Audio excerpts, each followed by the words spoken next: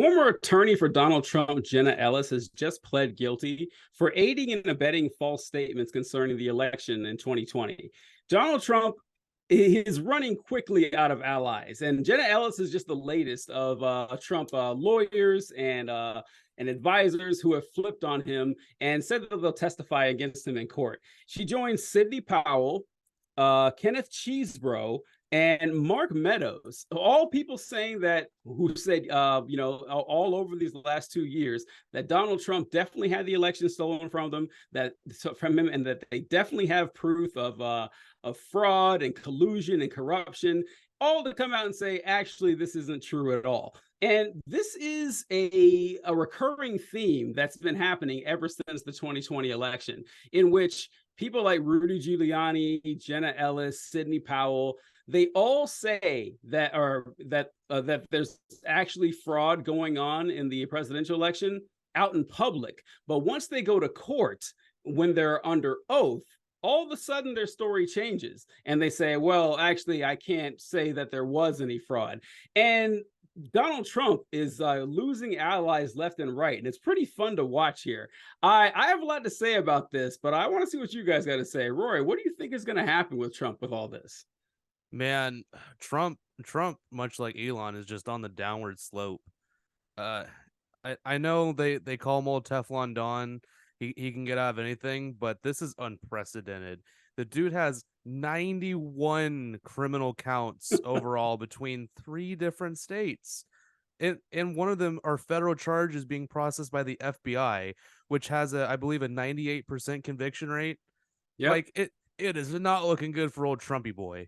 I'm not saying that it's for certain that the hammer is going to come down, but it's looking like it's going to be, he's probably going to face the gavel. And it's honestly mind-boggling, especially to see people like Sidney Powell and Meadows. Like those are like top people when it comes to the Trump circles, and the fact that they're flipping, like Mark Meadows got full immunity to testify in the Jack Smith trial. That is a huge indictment right there. That tells me that Trump is probably going to get hung out to dry, honestly. Yeah, I've been saying on this show, and I know TJ's been disagreeing with me on this, Trump's going to prison. I think he will be behind the bars because, let's just put it this way. Ever seen a movie that involves a RICO trial? And what tends to happen to any flipped witness? They either get on the stand and put the guy behind bars, or they get murdered by the mob. Like, because that is how high leverage a flipped witness like that is. Like the mob will just kill them because it's never going to go well for the defense.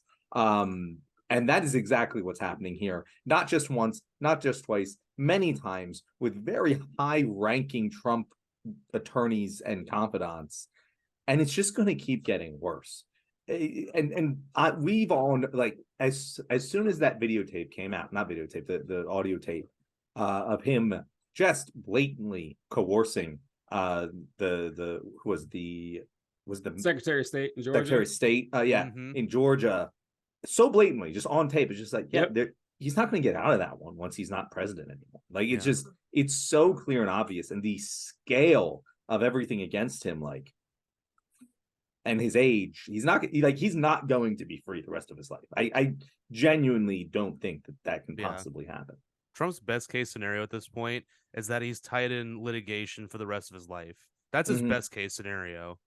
Worst case, he's in jail for, they give him like 20 years sentence and he only has like 3 left to live or something. No, Donald Trump has dark magic on his side. He will live to be 105. Like he definitely will. He's got that Kissinger blood. Yeah, exactly. Yes, he will be Henry Kissinger. Now, I agree. Mark Meadows is the biggest one because Mark Meadows was Trump's chief of staff. If anyone knows where the bodies are buried, it is Mark Meadows. And the fact that he flipped on Trump is horrible news for Donald Trump. Did you see his post that he put on Truth Social talking about Mark Meadows? It basically was something like, well, I don't think Mark is the kind of shit. Perfect. Mark is the kind of guy that's gonna, flip on me. He wouldn't make up stuff, but we'll see what happens. It's gonna be, I do think Trump will be convicted, but I'm not convinced that he will go to jail. I think that like house arrest is going to be the best that we can do, just because of logistics of putting a president in jail. But you guys think I'm wrong on this one?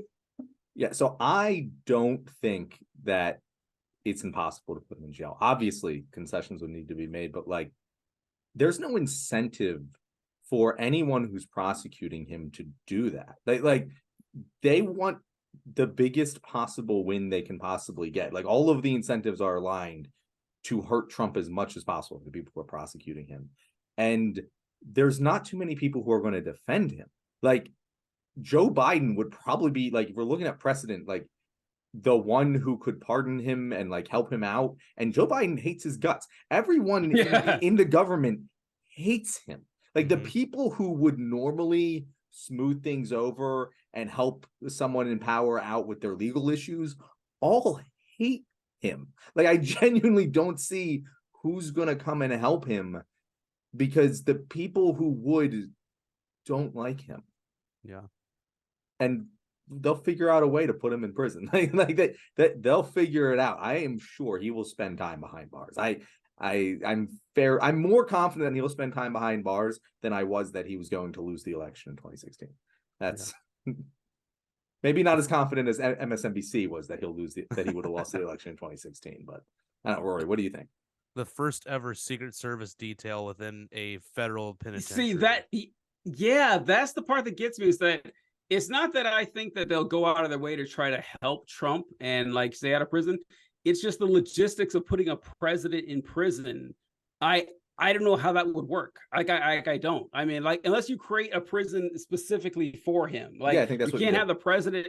Yeah, like in Gen Pop or something like that. You'd need to create a special prison for him, and at that point, it would be easier to do the house arrest. So I don't know. Who knows? But that's just what I think on that. Yeah, I think logistically speaking, if it does get to the point where he gets a guilty on any of those criminal convictions, it's more than likely going to be a house arrest. I doubt he's actually going to be in an actual prison. If he does, it'll probably be like a solitary with supervised general population or something like that. I have no idea what the logistics are going to be, but just looking at the raw facts of what he's going to be in for, if he is found guilty, he's fucked. He's also going to run out of money. Like, he's just going to run out of money. Yes, he's almost out of money now. He can't do business in New York anymore.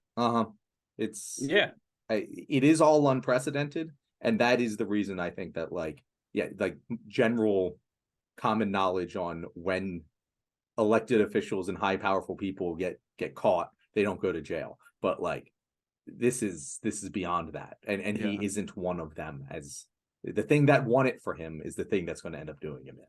Yeah, I mean, there's rumors that literally the only thing keeping him afloat right now is his campaign funds, which he's right now like illegally siphoning off and then directing towards his which he's going to go to jail for too. Which he also might face another civil trial over, if not criminal trial.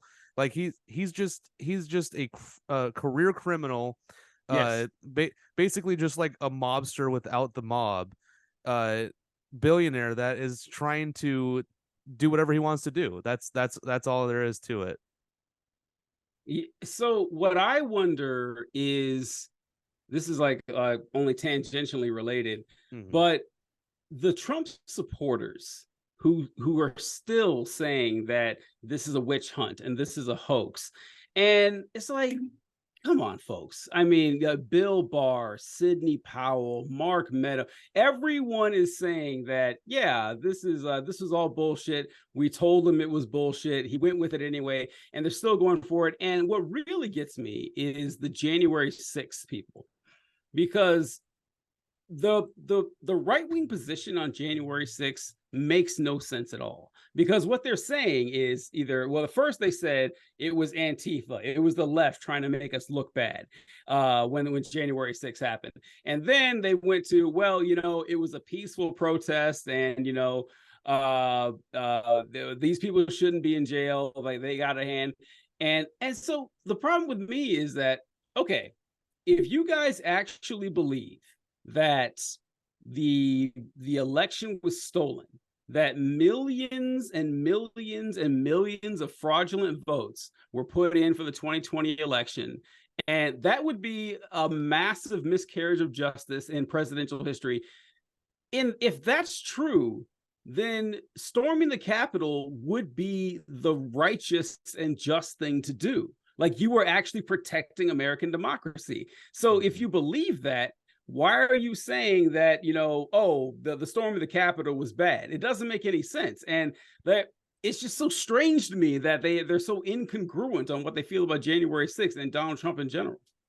Is it really strange to you? Yeah, is it really strange to you that conservatives are incongruent with their beliefs? It doesn't make sense. Like, I mean, it's like not at all. Like, I just even their wild, crazy positions, like life begins at conception, and that a zygote has just as many rights as a human being. Yeah, it's stupid, but at least it's consistent. Like, the January 6th narrative makes no sense at all to me.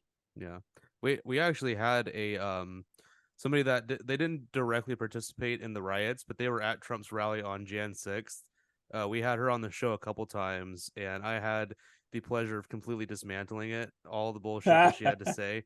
She was going hard, man. She was like, yeah, I saw the white Antifa buses. It was all organized by the FBI. Trump supporters are actually really nice people. They're not like that. They're goofy. They would never do such a thing. And actually, they prayed for the Capitol Police. So they didn't actually do what the media told you. It's just a giant conspiracy to make us look bad. It's like, it's just the reasoning of a 5-year-old. Oh yeah, Trump is definitely going to be convicted of several of these charges, and when it happens, you will see a narrative flip from the Republicans saying, "Oh, we always knew. We always knew the election was a fraud." Just like they're like, "Oh yeah, we always knew we shouldn't have invaded Iraq, and the government was lying about that." You'll see the narrative flip, and it'll happen. And yeah, man, we just bullshit. That's why it's going to happen. And to all the people who want to jump in our comments and tell me that I'm wrong, just wait. I will bet any amount of money, man, that he's going to be convicted, because it's just too much evidence. Which is funny. Oh, sorry. No, go ahead. I was gonna say it's funny because all this is predicated on the election was stolen conspiracy, and if you go and look at the facts, there's literally no evidence, zero evidence. Out of 24 individual trials over 7 states, there was no ruling that anything was fraudulent. In fact, 22 of the 24 were non-contest, which means it couldn't even pass a grand jury due to lack of evidence. And then the 2 that actually made it to court, both Trump-appointed judges dismissed it flat out, saying there's no evidence of this. Like, Rudy Giuliani lost his practice. He lost his license in New York because his complete malpractice when it came to practicing law in New York for those trials. It's laughable that people even today are still even trying to say that the election was stolen. Like, you don't even believe that. There's no way you believe that. You're just spitting talking points that you've been given. Like, you're part of a cult. What's more likely, the Democrats, who you believe to be an incompetent group of idiots, had a national conspiracy of every single state and every single investigator, not a single one of them breaking ranks, or the team that brought you 4 Seasons landscaping press conference were incompetent idiots who were lying to you? What do you think's more likely? Yeah. And like, the scope of this conspiracy too is just wild. That like how Biden, like the Democrats put together this wild, airtight conspiracy to get Biden elected, but didn't bother securing the Senate. And I like it just doesn't make any sense. Like, none of it works out at all. And I don't know. They couldn't have done that. We would have caught on, man. Yeah, it'd have been too obvious, man. Too obvious. Oh, it's wild. It is crazy.